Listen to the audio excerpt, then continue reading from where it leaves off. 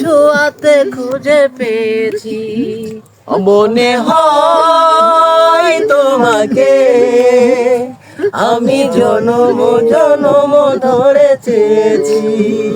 পৃথিবীর যত সুখ আমি জনম জনম ধরে চেয়েছি, মনে হয় তোমাকে আমি জনম জনম ধরে চেয়েছি।